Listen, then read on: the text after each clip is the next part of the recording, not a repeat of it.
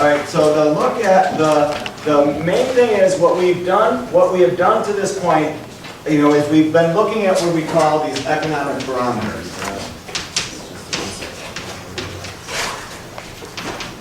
In other words, when somebody says, how's the economy doing, they're going to look at one of these things to say, oh, the economy is doing good or bad, or this is what I think about the economy, and here's how I'm basing my answer. So number one was GDP growth, and we said that everything had to be like 3%, right? That would be great if we can get 3% growth.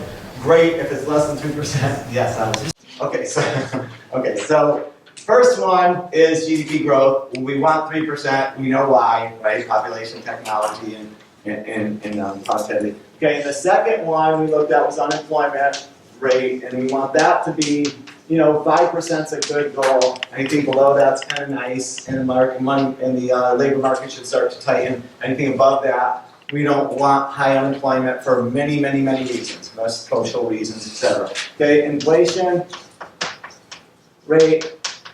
We want that to be between 2 and 3%.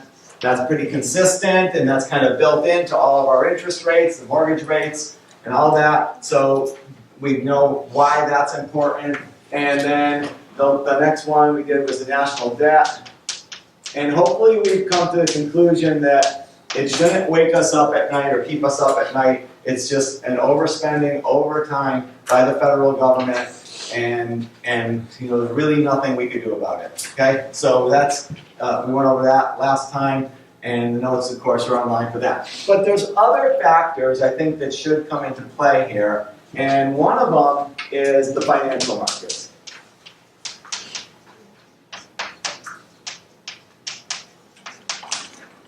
Because what happens is that when the financial markets, remember what they do is they measure wealth. They don't measure income, per se. They measure wealth. They keep an idea on how much, like if your stock goes up, then you're more wealthy. If you sell that stock, then you can make an income on it.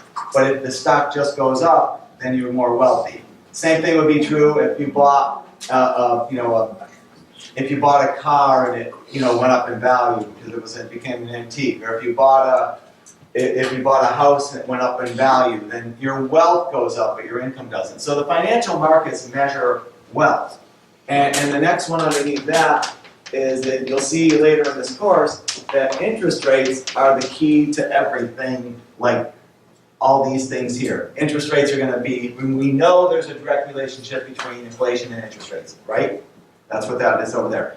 We know that when interest rates are lower, that stimulates economic growth.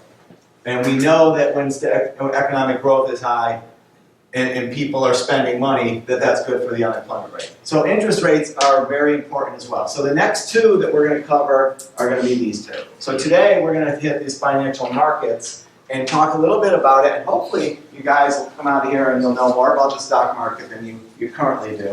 And I have some questions here too that I'm going to give you as an assignment where you can kind of work on, just like how you can make money in the market, etc. All right, so the stock market, we're going to start with stock is just a share of ownership. That's all it is. When you own stock, you are a owner of a company. And with being an owner comes owning rights. So you get to vote on issues. When they make money, you make money, right? When they earn a profit, then you get a share of that profit. That's what happens when you're an owner. The issue is that there are a lot of owners. With some of these big companies, for instance, this one that I have up here, the next one here, is Pepsi. And Pepsi, there are basically 1.5 million, right? That's hundreds, thousands, millions, sorry, that would be billions. Billions of shareholders. Okay, so there's you're one of a billion shareholders. If everybody owned one share, you'd be in there with 1 billion other people. Now, people hold more than one share, but this just tells you that you own this much of the company. So that means they're probably not going to call you and ask you like your advice on should they, do Pepsi Zero or something, or hey, how do you think this new marketing ad looks? We're just little pawns in this big game here. If you own shares of stock, very little pawns. Okay, but the good part about stock is that you can only lose what you put in.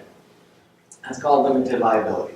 If you were the partner at a company, if you were a partnership or a sole proprietorship, then people could go after all your assets if your business sort of bleeds over into your personal life.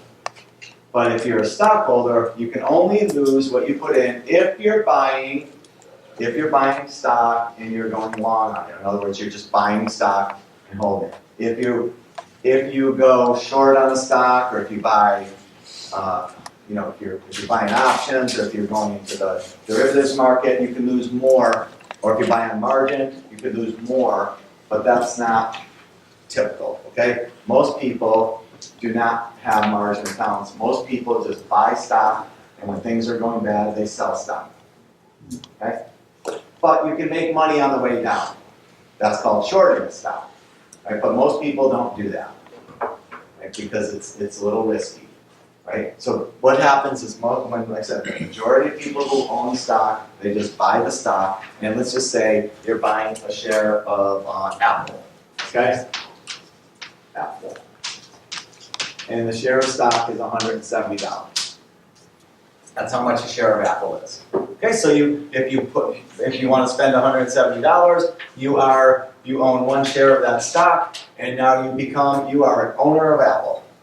Okay, so every time good things happen, and every time they introduce a new phone, or they have some great idea, then the stock price will go up, and you get to share in that. If Apple has a miserable period of time, like they just did in December, and their stock price dropped from, I think it went from 218 down to 140, you lose. You lose with them if you sell. All right? So you can win and you can lose, but if it goes down to zero, that's it. You can't go any lower. If you own Sears stock, right? How's Sears doing right now? Sure. Yeah. So if you own Sears stock and the company goes bankrupt and they're ready to go out of business, you lose. Okay, you lost. But you can't lose like your house. You only lose what you put into it. That's called limited liability. All right. So that's the first one, right? And so why do corporations issue stock? Because they're allowing people to become owners of their company. And with that, and it's really important, okay? Because when you allow others to become owners with you, you give up some control of your company. And it's so there's got to be a reason why you would give up control of your company. And the reason is, number one reason is that you want to raise money. So if you had a company where you want to expand, but you personally didn't have the money to expand, then you ask other people to join in with you, and they put money in, and then you can expand. Then you can go bigger, right? And this happens, right? So you can take these little companies, and what was the one that was you ever hear of Wicked Weed, I think it is? Wicked Weed beer? You ever hear of them? Okay, so recently Wicked Weed, they're a microbrewery, they're based out of Asheville. Okay, Asheville has about 40 microbreweries in the area. It's like known as Beer City, USA. And they had, Wicked Weed was one of those companies, and they were just a little microbrewery, and then they started to expand. And then they actually got bought out by Budweiser, okay, or InBev. So they basically sold their company, right? And so they figured, well, we can, they're going to become part of this bigger thing now. And then they became, and the owners of Wicked Weed got Budweiser stock or InBev stock. Okay, so it's kind of like a different story, but that's what can happen if you want to go public. Then you can get huge overnight. Right? And so you can issue stock. When a company issues stock, the first time they do it, it's called initial public offering, or an IPO. So, let's say, what came out recently? Maybe like Snapchat or one of those came out and they did an IPO recently. And that means that they're gonna just, basically they do this so that they can cash in. All right, so initially, number one is you wanna raise money. Okay, Facebook did it and they raised $16 billion in one day. You ever hear of Alibaba? Yes. Jack Ma, if you just had the day he had, you'd look like this too. Right? When they went public, right? They went public and they issued stock. His net worth in one day increased by $16 billion. One day. That's a good day, right? That's a really good day. And like I said, Facebook, of course, we know what happened with Zuckerberg, right? His wealth went from, in one day, he went up by 15 billion too. And that just keeps climbing. When he owns more and more of his stock, then that means his wealth kept going up and up. And it went up to 73 billion, I think, was his peak. Right? Or 63 billion, I think.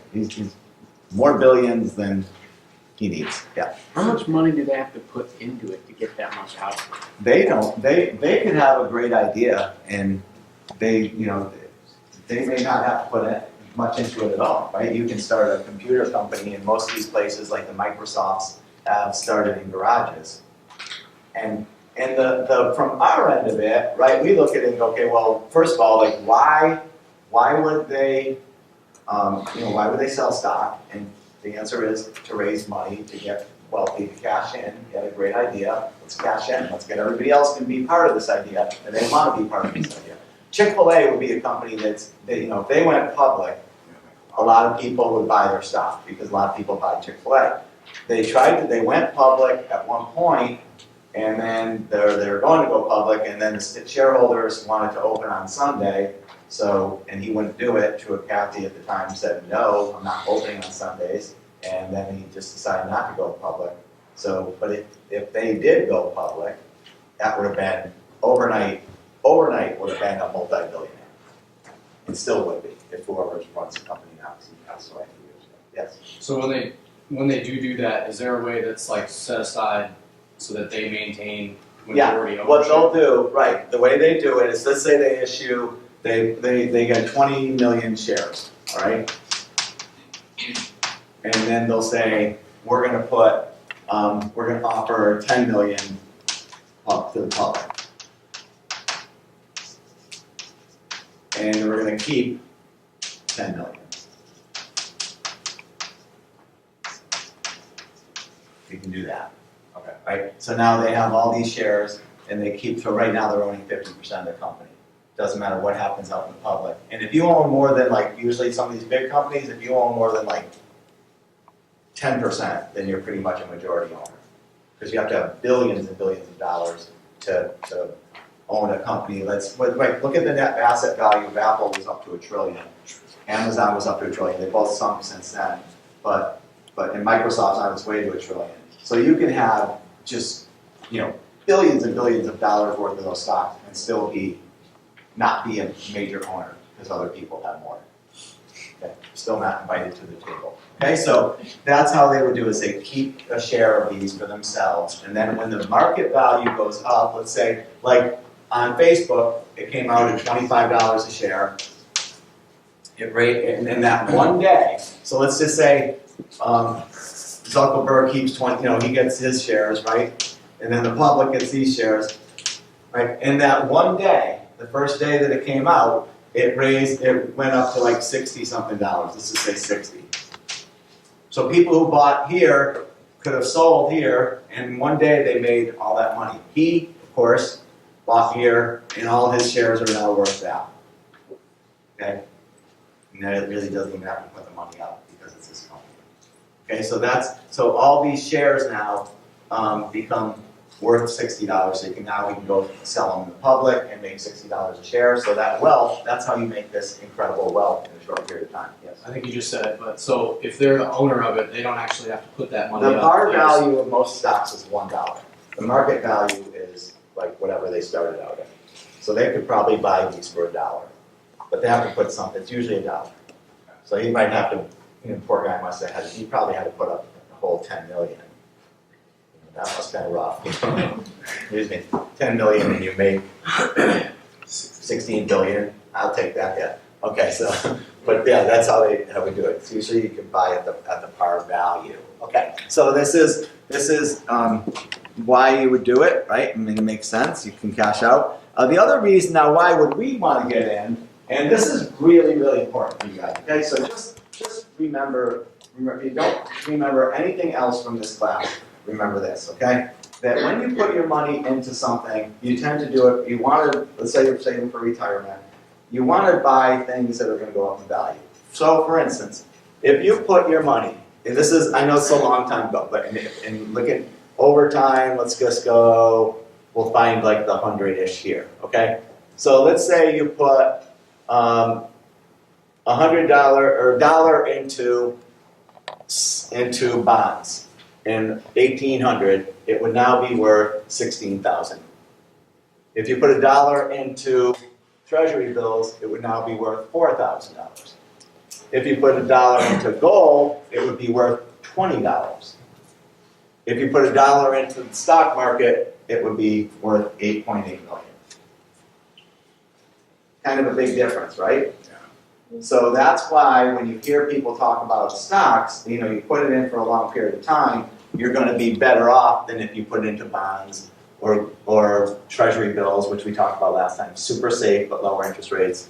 Gold, which, gold's had some good years recently, so it's not like gold's a bad investment all the time, but over time it hasn't been very good. Okay? All right, so that's why stocks, because stocks are, over time, they've done better than these other assets. And then this is just, when people talk about stocks, they look at, and they talk about the stock market, what happens is they look at different measures of the stock market. So how do we know the stock market's doing well? So what are the measures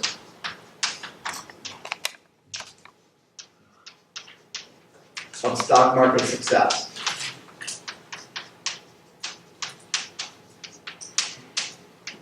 Or failure, right?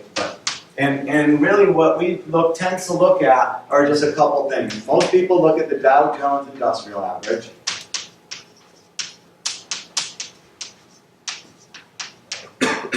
And the Dow Jones is just an index. It's an index, a weighted index of the top 30 companies in the United States.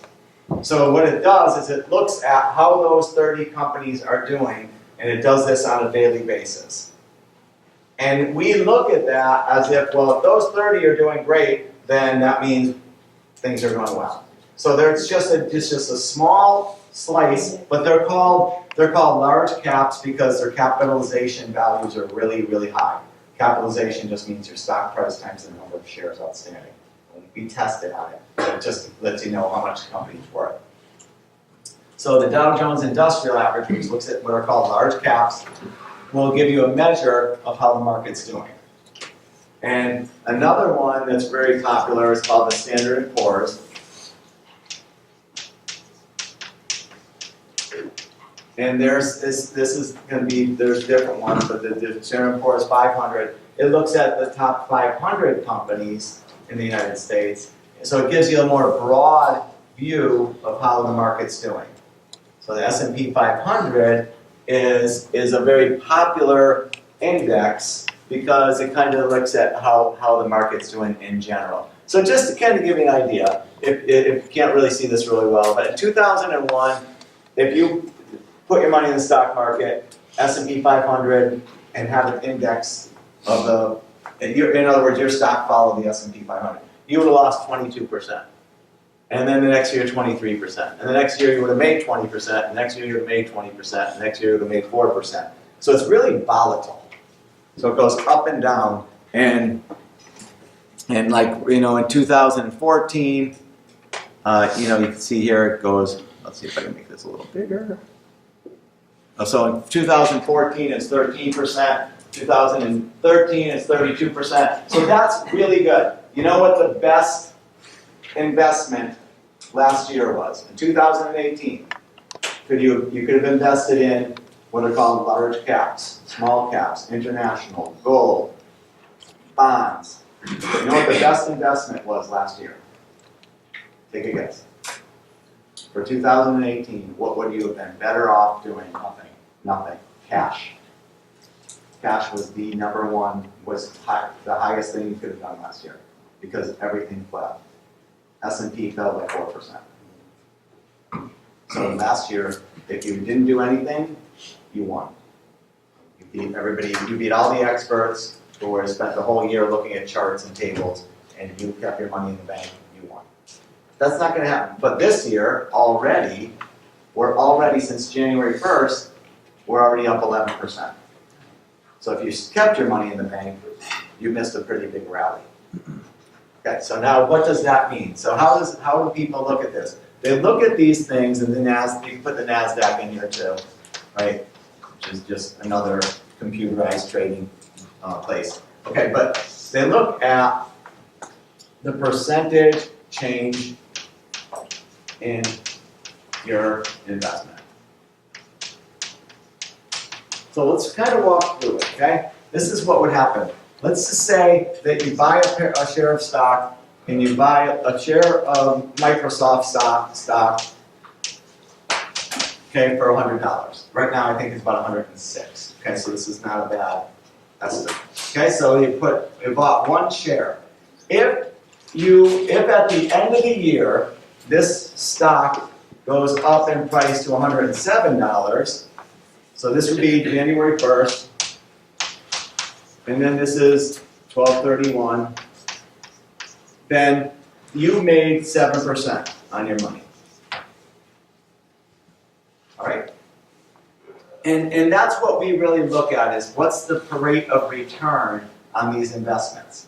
And so if it goes up, then this is called the capital gains. So the capital gains it went up by 7% over that year. Okay, that's called capital gains. So, but it's 7% is the amount that we're looking for. So these were all this was 22%, 28%, 10%. So then these years you can see there's all over the place, very, very volatile what's going on with the stock market. I just think this is an amazing, amazing, amazing example. All right, and see if I can get slideshow. Okay, so if you bought one share of Microsoft when it first came out, the price of it was $21. One share when it came out. That one stock would now be worth $28,000. So just think of it. You put $21 in, and it is now worth nearly $29,000. Over $29,000. It's almost $6,000. It's kind of like the guy who was the third founder of Apple, sold the share back for $800. Wow. $800. Yeah. Well, my guess is he probably had some Apple stock there somewhere too, and hopefully he bought along the line. He wasn't crazy enough to completely abandon the company. It's just, but this kind of gives you this is how much it's increased over time. All right, so you can this company's done obviously exceptional. And the one share purchase at IPO, how does it get to the 200K of number of shares out there? Because it keeps splitting. Okay, so it just Yeah, so they don't have to buy any additional shares, it just splits into It just kept splitting, yeah.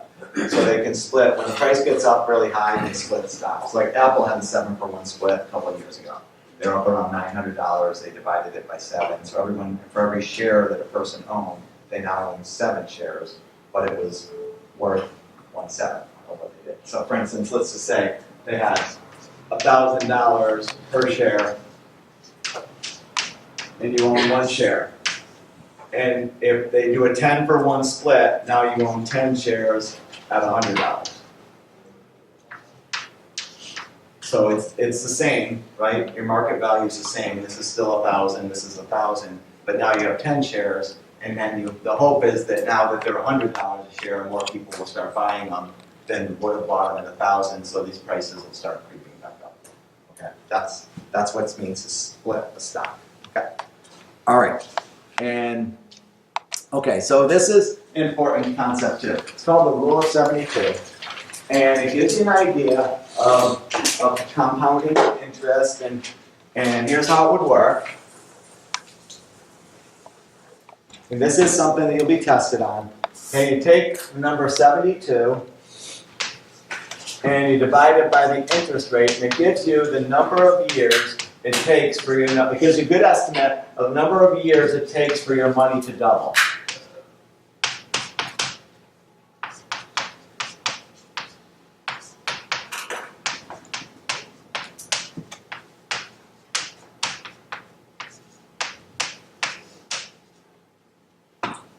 So if you, for instance, put, let's just say you're going to take $10,000. So you invest $10,000. And you put it into United States Treasury bills and bonds and notes. Okay, so you're going to be super, super conservative. And let's just assume that the interest rate on the Treasury, so on the U.S. Treasury interest rate, is equal to 2%. That would mean that you take 72 divided by 2%, and that would be 36 years.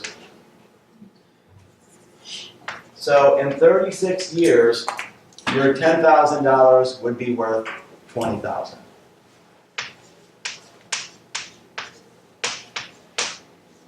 You with me? So that's how it works. Again, you're gonna have to you'll be tested on it. So it's just 72 divided by the interest rate, and that gives you a number of years for your money to double. So in 36 years, you'd have $20,000. All right, let's take the same formula. Yes. So this first one was an investment in the United States Treasuries. So you'd say you put your money in now, and you're going to retire in 36 years. So you put in $10,000 now. In 36 years, you're going to have $20,000 to retire with. Okay, that's how it would work. Yes. Are these just random numbers, or is this like every time? It's every time. The numerator is every time. So the denominator is going to change always with the interest rate. I say, The denominator will change with the interest rate. So I'll do an example now. Let's just say you put your money into the stock market, which on average is going to bring about 12% rate of return since I think it's like 1980. On average, we're looking at about 12% rate of return. Okay? So look at this, okay? Because this is kind of a cool example. So we're going to say the second investment, investment number 2, investment 1 was over here, and we are going to buy treasuries. Investment 2, what we're going to do is we're going to buy, a Standard & Poor's stock index. We'll just say we're going to invest in stock, okay?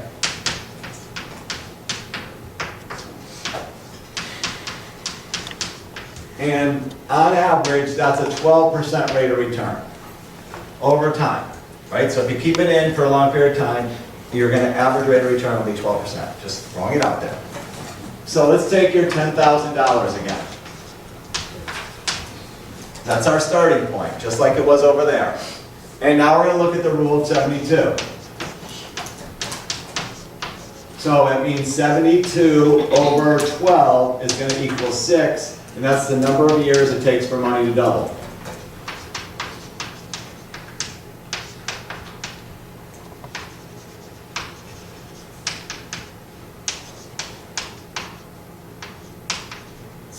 All right?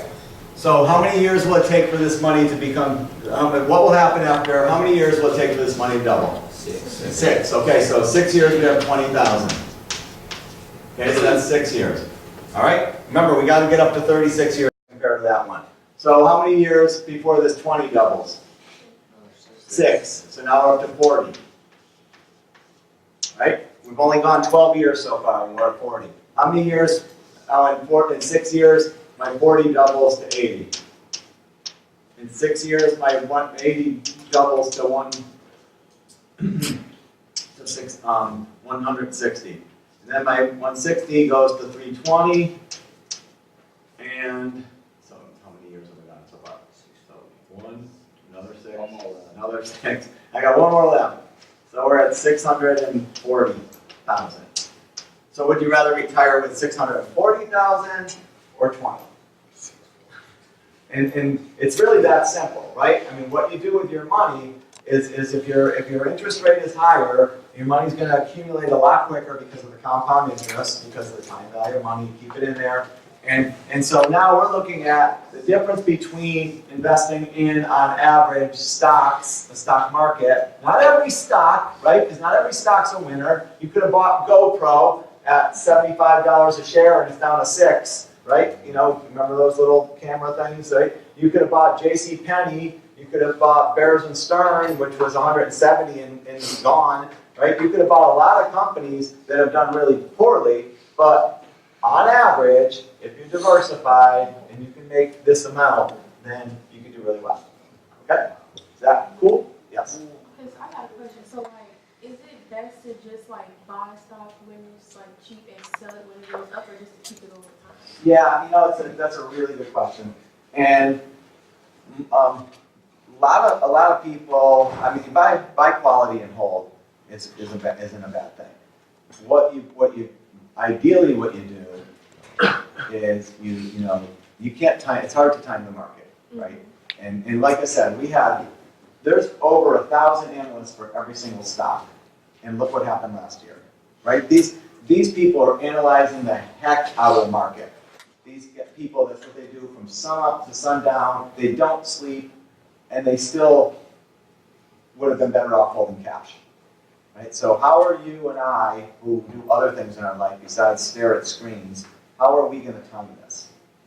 So we're probably not. So there's a couple different ways that you can do this. Right? One would be you buy quality and you hold it and you close your eyes for 30 years and say, yes, I have, look at what happened. And you don't worry too much about the ups and downs because you bought a quality company. Coca-Cola will still be here in 30 years, right? And Disney and Microsoft and and all those, right? So you kind of look and go, okay, I'm going to buy a really good company, and I'm going to hold it, and that can happen, and then you can hopefully ride that wave up. And the other way to do it is to just take your wins when you win, and wait for just take a level, okay? So say this market went up by 10%. I'm going to sell things.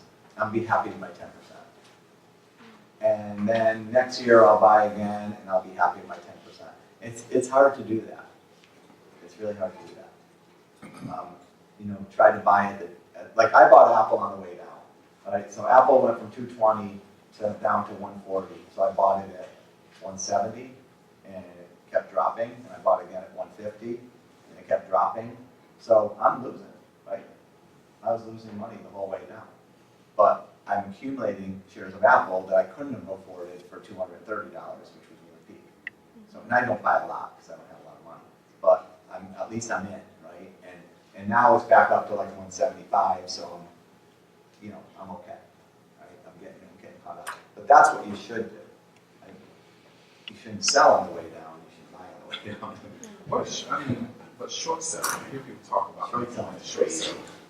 short selling. Let me do this. Short selling is pretty intense. Let me just tell you what a stock price is, and then I'll go into short selling. Because short selling is a whole different story. Right, but everybody understands the power of the rule of 72. We're good on that? Okay, is everybody good on that? Okay. Okay, so this next one is just what exactly is a stock price?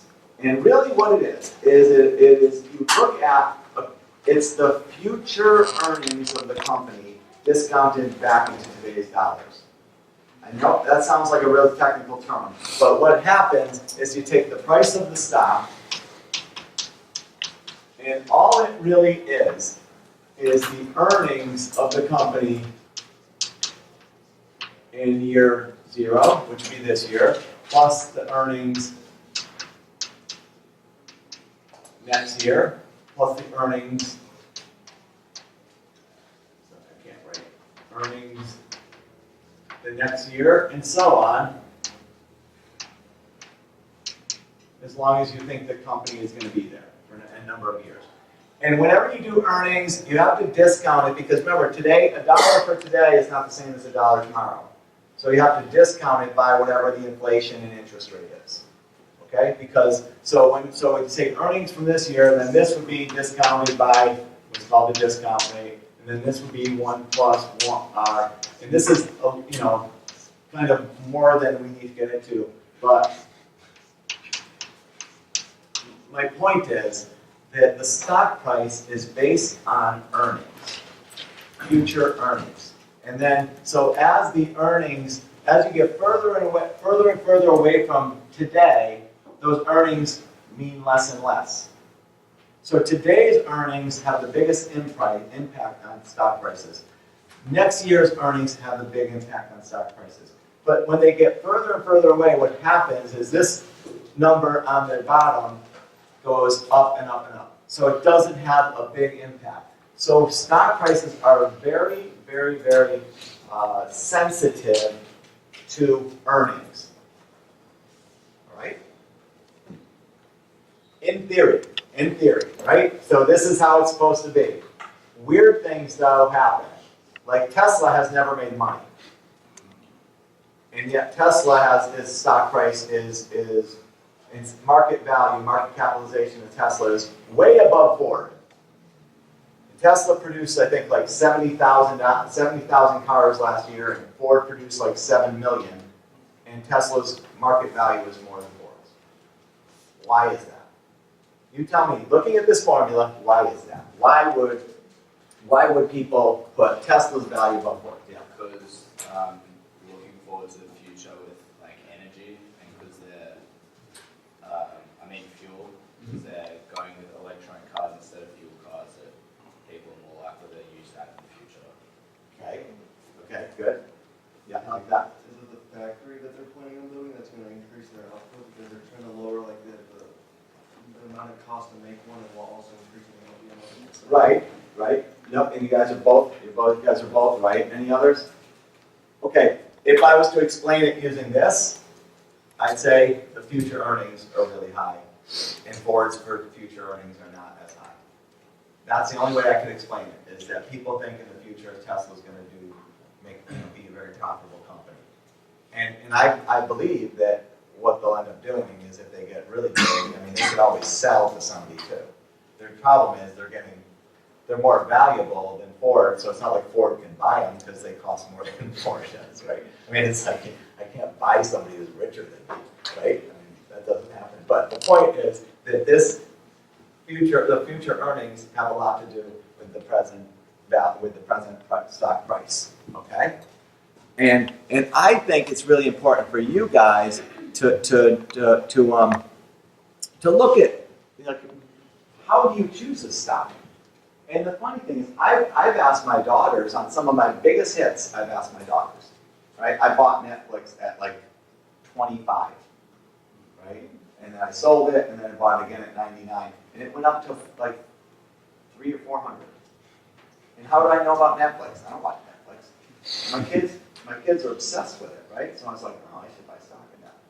I never had owned an Apple anything, and my kids were like, oh, that's all we do in school is we use these apples, and I want an Apple product because that's what we've been trained at. That's what I know to do. So I bought Apple. And you guys know more than a lot of people do. And you could probably pick something like the latest one my daughter's telling me about. And I'm a financial planner, all right, and all that. But so I can get in trouble. So don't.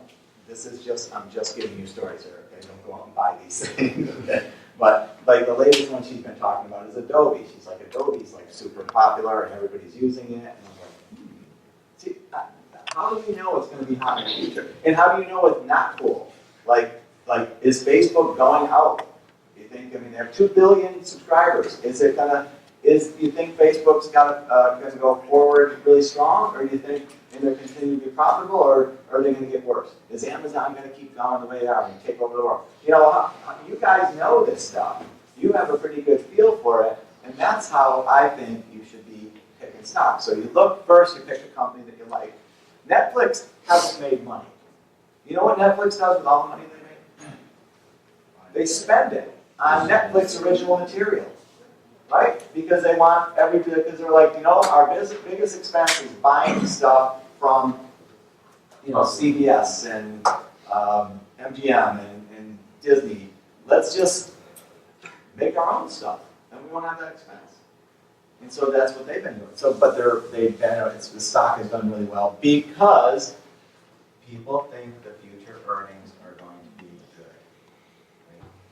I bought Netflix for that reason. I also bought more when I was teaching a Chinese class, and I put Netflix up on the board, and they didn't know what it was. A bunch of Chinese students came here for a summer program, and I taught them about a class in the stock market, and they had no idea what Netflix was. And I was like, it hasn't even hit China.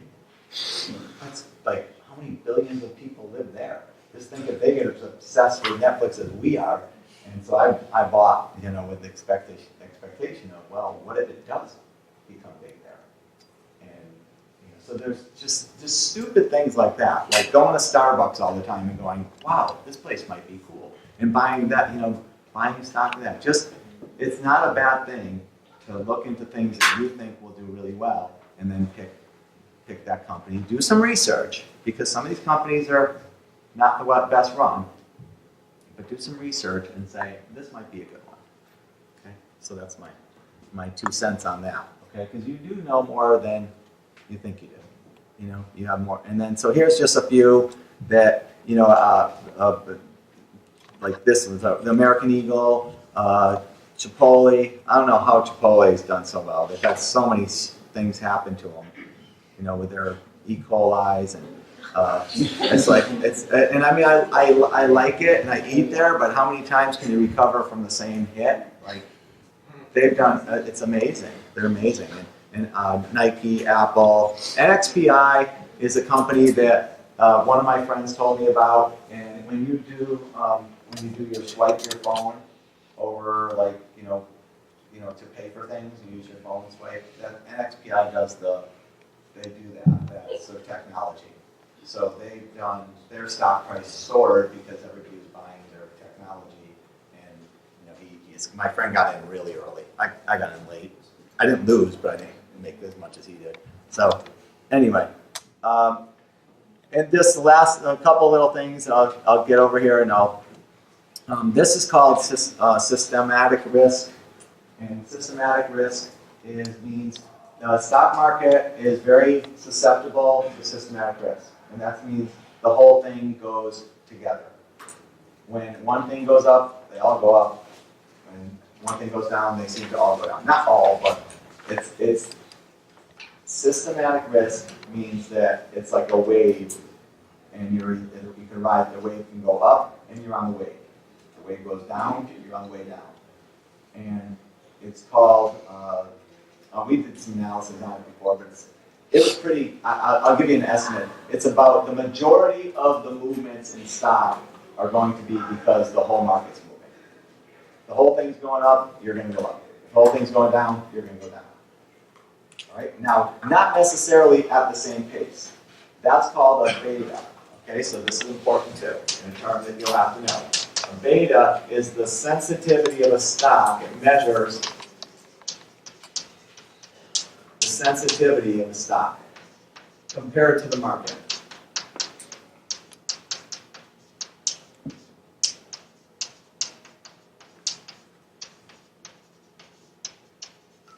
Compared to the market.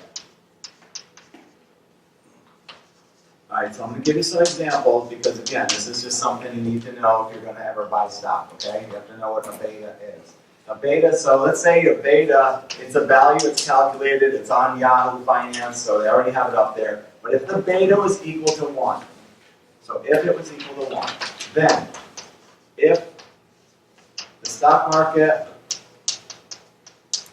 goes up by 10%, the stock, the beta equal 1 stock,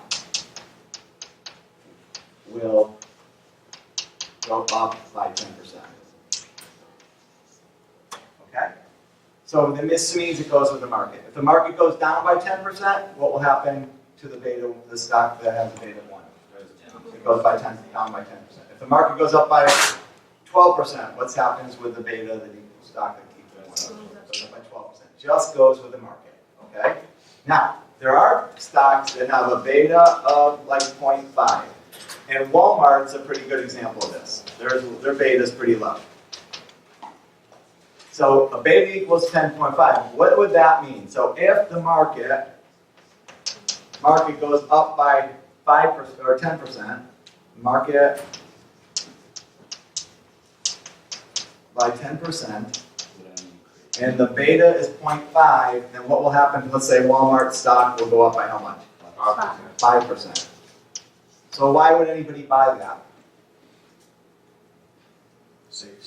Safer, right, exactly. If the market goes down by 10%, then what happens with Walmart? It only goes down by 5%. And does that make sense to you? Yeah. Yeah, because when we're poor, right, when we're struggling, we're shopping at Walmart, right? I mean, when times get rough, we're more likely to go to Walmart. Right? And not all the time, right? It doesn't have a beta of negative, right? But the point is that people tend to shop at Walmart during good times and bad times. So it doesn't usually do too badly during bad times. It doesn't do great during good times. It doesn't do bad during bad times. Okay? American Airlines, beta of 3.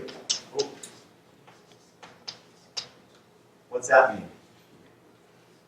So if the market goes up by 10%, what happens to American Airlines? 30%. Goes up by 30%. Market goes down by 10%, you go down by 30%.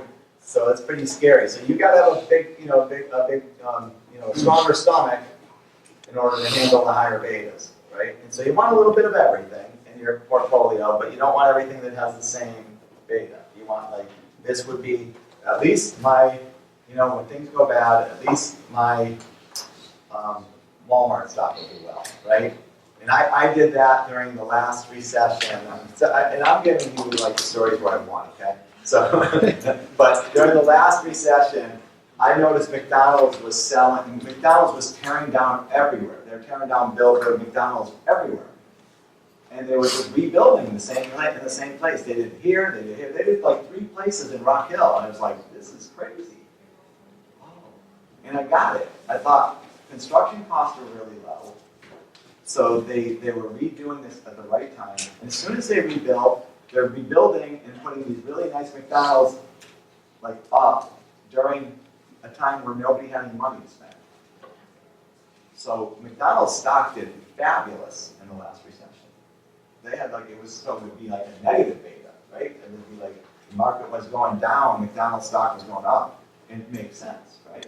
Because if people don't have a lot of money, they're more likely to eat at McDonald's. If you're going to go out, which we're all comfortable going out to eat now, then that's what you do, okay?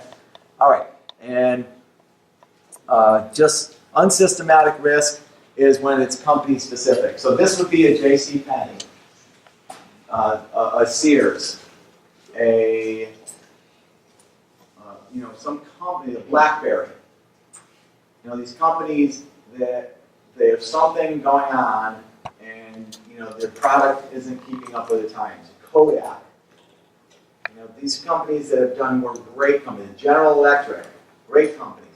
And now they're not so great. So unsystematic risk is when it's like an individual company. It has nothing to do with the market. The market might be doing well, but your company, like Sears, for instance, right now, is not. Why? It's not that people aren't shopping, they're just not shopping at Sears. Yes. Do government officials still use BlackBerry?